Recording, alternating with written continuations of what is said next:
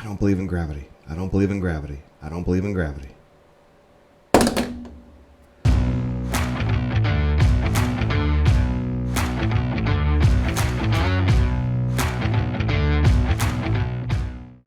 Welcome back. Thanks for stopping by Two Hands and a Foot. Before we get started, go ahead and click that like button, click that subscribe button, click that notification bell, and then please share this with all your friends. That way we can get the word out. Let's get into it. I was gonna do a fun one today. I really was. I had a fun one planned, and I have it still on the back burner. I still want to do it, but this kept popping in my head, and I think I have to address it. So today we're going to go a little on the serious side of things and kind of get my blunt opinion on some things. There is such a thing as objective truth. There is such a thing. There are truths that are true regardless of how we feel about it, regardless of what we want to believe. There are things that are true. I gave a quick, easy, drop the pen, example. Gravity is gravity. Regardless of how you want to believe it, gravity is gravity. If you want to disagree with me, go for it. Then disagree with me as you walk off the top of the Empire State Building not believing in gravity. You will be a victim of what happens when you don't allow yourself to believe in gravity. You're going to hit the ground really, really hard. There are objective truths. Chromosomes determine whether we are male or female. There's only two types. Male or female. You can only be one or the other. You cannot ever change from one to the other, regardless of how you feel. We'll discuss feelings here in a minute, but there are objective truths. You are either male or female.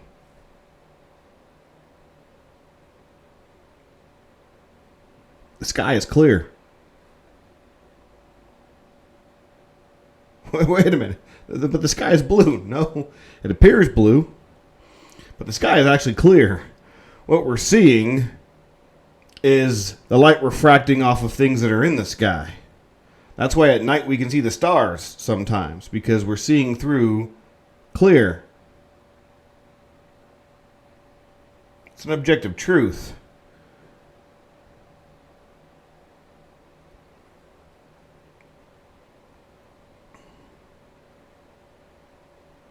The fact that the Earth is on its tilt, the axis that it's tilted upon, is necessary and vital for life to be possible. That the Earth is perfectly set, just far enough away from the sun, but just close enough to the sun, and tilted just perfectly so that life can exist. Objective truths. Can't change it the way you feel about it. There are objective truths. And in today's day and age, it's sickening to me. Because what was so common sense and standard when I was going through school, not college, but through my K through 12 years, that it was so standard to know that we could actually learn real things. Today we're fighting over whether or not a boy can choose to be a girl or a girl can choose to be a boy. We're fighting over objective truths. Back to the feelings issue. You can feel how you want to feel. I'm not taking that privilege away from you. No one is taking that privilege away from you. But if your feelings do not fit with the facts, there is something wrong. If your perceptions do not fit with the facts, then there is something that is wrong. And we sit there and say, oh, well, when it's wrong, we don't want to hurt anybody's feelings. Well, tough cookies. Everybody's feelings get hurt. Everybody's feelings get hurt. Everybody does something wrong. Nobody is perfect. So therefore, our perception of what is right ends somewhere where reality meets the road. Just that we're making a big drama out of gender right now. That's the biggest topic. As far as what is an objective truth and someone trying to go against it. How you feel has relevancy. I'm not saying it's not relevant. But that doesn't mean we need to affirm, as the word is used today, someone's delusion. We don't masquerade schizophrenia as an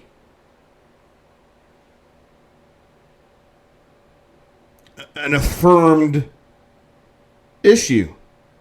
If I am hearing voices, if I am seeing things that aren't there, that's how I feel maybe, but that's not what reality is. Now, do we say that that person isn't a real person? No. But their struggles are something that needs to have a different direction of assistance. I am not obligated to go along with someone who sees something that's not there and affirm them because I don't want to hurt their feelings. Or they're hearing things that aren't being made sounded.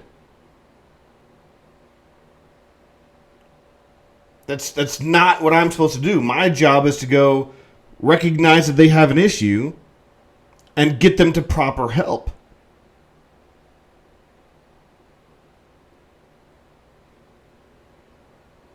A person who cannot control their emotions to where they become manic or depressive, they're not a trash or a garbage human being because they have an issue. They feel different.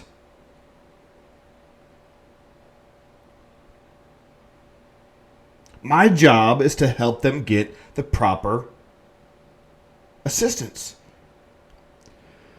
Those who are anorexic and bulimic and think that they're extremely overweight when they don't weigh nothing but the skin and bones that they have. Am I supposed to go along with them and say they need liposuction? No. Are they trash people for having those feelings? They're not trash people. But those feelings are incorrect with what reality presents. And so, therefore, we have to give them the assistance that they need. It's the same thing when a teacher presents a lesson, a proper lesson of math or science or history, and then, as a good teacher should do, periodically checks on learning, and a student gives a wrong answer. Is the student a terrible student for giving a wrong answer? No. But the student gave a wrong answer, so therefore, assistance needs to be given to that student. Don't affirm their wrong answer because we don't want to hurt their feelings. It's the same thing. A boy, a girl, a man, or a woman thinks they're the opposite gender. Are they garbage because they have that feeling? No, they're not garbage people because they have that feeling. But we are not obligated to affirm their feelings that are against objective reality so we don't hurt their feelings. They need proper assistance. There are objective truths. And how did we get here? How did we get here? That's why 20, 25 years ago, 30 years ago, this wasn't even an issue. This wasn't even a thought. As far as it being normal to argue for objective truth. So I can only speak to the time, obviously, that I've been alive. But I can see and look back in history and see what has happened. We have a decline in morality.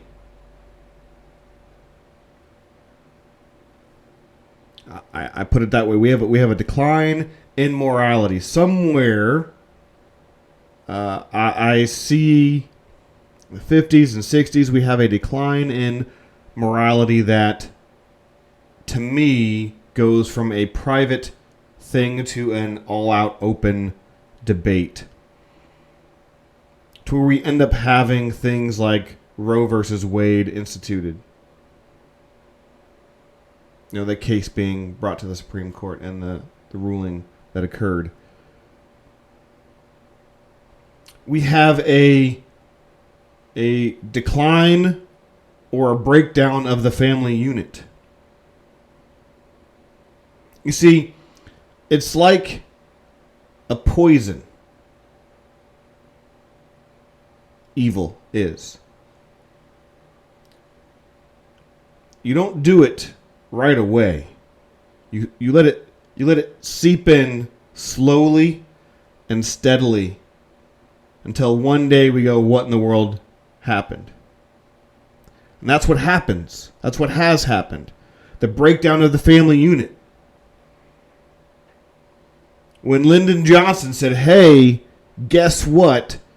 It's better for fathers to not be in the homes. I am going to incentivize fatherlessness.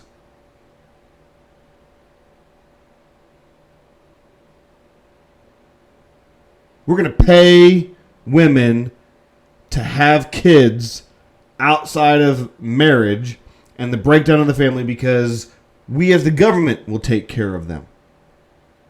Sounds good. I'm getting taken care of. I don't have to do any work. Someone else can do the work for me, paying me money. The breakdown of the family.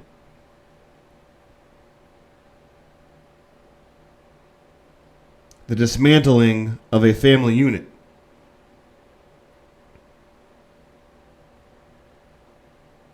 Starting out. So then we no longer need moms and dads and families anymore. We have the government to help raise. Well, now we can go on to other deviant behaviors. Because the purpose of the home is to protect and to teach a good, solid, objective truth foundation. You take that learning environment away, and now we have free access to indoctrinate my generation.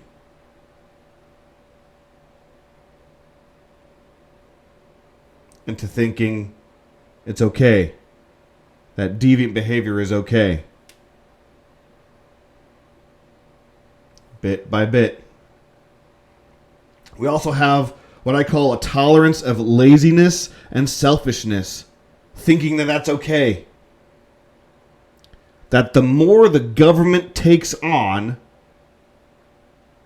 as far as the responsibilities that a home should have, an intact family should have, that the government can take care of those things, therefore I can sit back and do nothing. I hate to break it to you guys. Speaking man to man here. As a husband, as a father, the moment you become either one of those, your life, being you as the center of your universe, stops. Stops. The moment you become a husband, your sole focus is your wife. The moment you become a father, guess what? You're gonna laugh at this one. Your sole focus is your wife, and your sole focus is your child or children. Do the math. Kind of hard to do.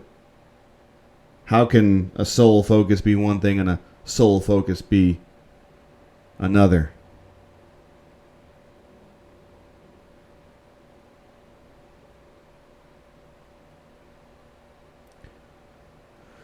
The focus is no longer on you, men. Ladies, I'll just say this. It's the same for you. Oops. But you're being misogynistic. No.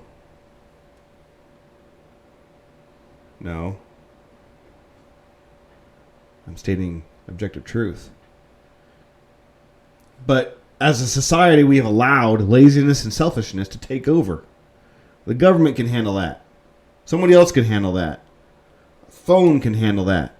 A YouTube video can handle that. A TV can handle that. My students, teachers can handle that. Laziness, selfishness. My responsibility as a husband is to provide for and take care of my wife's needs. Period. I no longer exist in my mind. I am not my responsibility, if you want to put it in flat terms. I don't think about myself anymore. My wants don't come before any of my wife's needs or wants. It's the attitude I should have. Same thing with my children. I don't get to think. The luxury of thinking about me happens when my wife's head hits the pillow. My children's heads' pillows are full of theirs. And maybe, just maybe, I have a few seconds before I nod out of sleep that I can think about myself for a little bit. But we've been in this era of tolerance, of laziness and selfishness. It's all about me. What can I get out of things? What can I do to benefit myself in this? What am I getting out of this relationship? What am I getting out of this endeavor? We have all these people complaining about their jobs. Well, they're not treating me right. Then quit. I can't believe the oppression I'm being subjected. Quit. You're not being forced to work at your company. You're not being forced to do anything. If it's that bad, then quit. But I'm pretty sure it's not that bad. It's you being selfish. You volunteered to work for something, and in exchange, you got to give your best. Well, so-and-so's not giving their best. Are they in your contract? No, they're not. Your contract is with you and your employer, not you, your employer, and your coworker. Your coworker's performance has nothing to do with how you perform. None.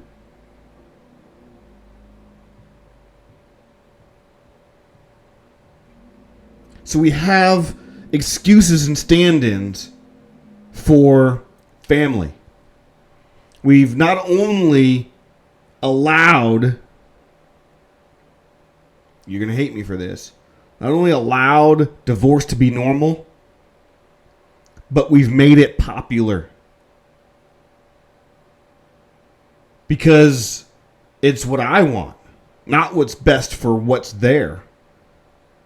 Not actually fixing things, not actually doing things that are hard or difficult. Well, we're just not compatible. Newsflash. You are not compatible with any other human being on this planet. That's why you are an individual. If you were compatible with someone else, you'd be the same person. But you're not.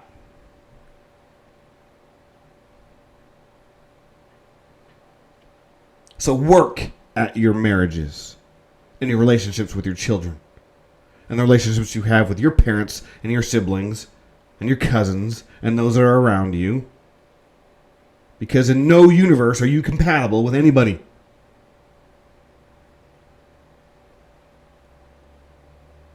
But we have excuses and we have stand-ins.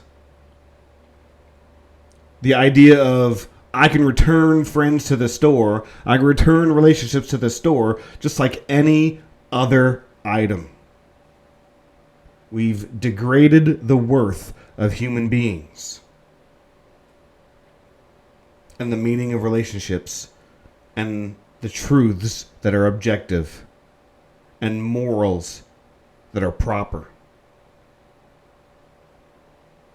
We have received what we have asked for. That poison that we allowed to seep in continues to seep in, and the excuses just a little bit, because it won't lead to, it won't lead to pedophiles being normalized. If we allow the breakdown of the family, it won't lead to pedophiles being normalized. Well, now it's coming back to haunt us, because it is.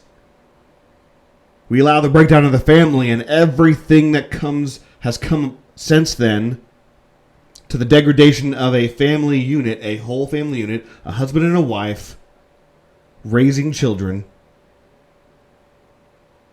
We have let that slide so far to the point where now we have people who supposedly have professional degrees that are saying that pedophilia is good.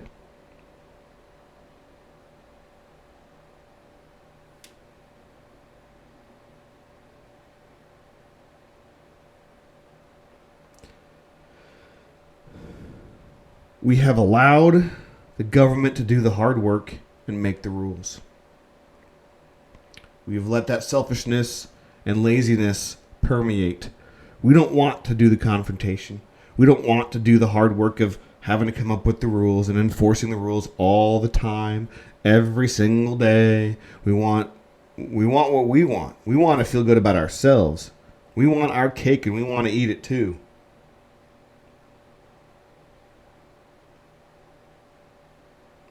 But that's not what we're supposed to do.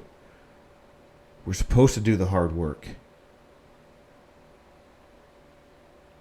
Every day we're supposed to grind, to use a word to indicate difficult work.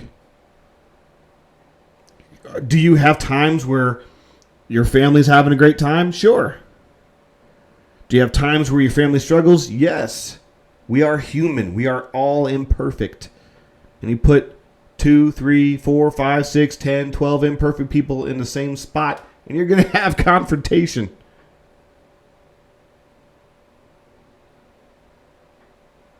But we're so easy to throw away commitment. We're so easy to throw away responsibility because it's difficult.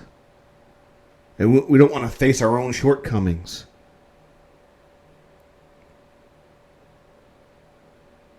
Man, if I would have learned this years ago and really let it sink in and knew how to express it. My mom and dad are coming up on 46 years of marriage. People are shocked by that. 46 years is a long time. My oldest brother just turned 45.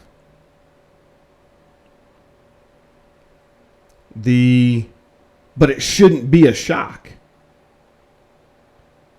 46 years is a drop in the bucket. I see these stories of soldiers who were in World War II and married 70 years, 75 years, 80 years. That should be striven for all of us. Now you say, well, there are reasons. And we come up with a lot of excuses. We come up with a ton of excuses for why we shouldn't keep the family as it should be.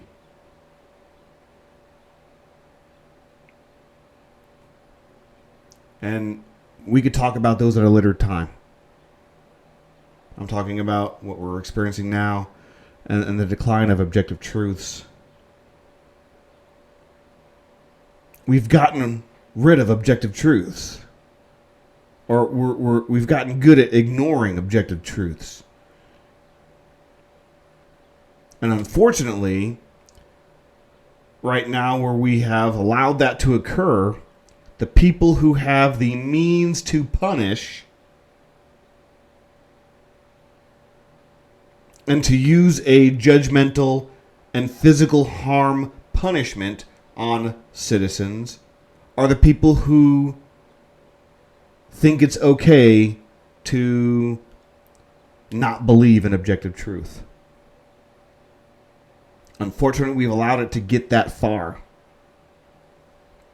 To the people that can use that physical punishment, that fear of that physical punishment, that fear of that monetary, that fear of that job, that fear of that jail time or worse punishment. California just passed a law that is allowing the state to come in and take children away from their parents because the parents won't give in to the child's delusion or bad day feeling that they're the opposite gender. California, folks, is prepared to use physical force on parents being good parents.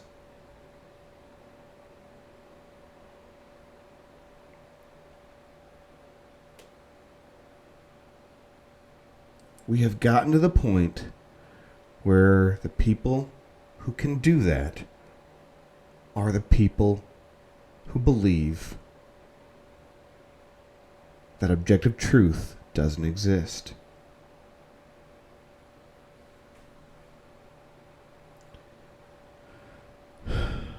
It's a tough one. It's an absolute tough one. Like I said, I had something else I had planned on discussing or talking about and having gone through today. But with what I've been seeing and what I've been experiencing the last couple of days, I feel the need to step out and talk about some of these things. I promise I'll get this other stuff in here. I like it. I really do. I like fun stuff. I like having a good time. I like goofing off. But there are times where seriousness is necessary, and I thought that this was a good point at which some seriousness could come out of this podcast. So again, like it, subscribe it, notify, share it. I'm now on Twitter. Two hands and a foot. So follow me on Twitter. I repost a lot of things. I post my videos from here now on Twitter. So hopefully we're getting bigger on this. But anyway, that's all I have for you. Thanks again for stopping by, and I'll catch you on the flip side.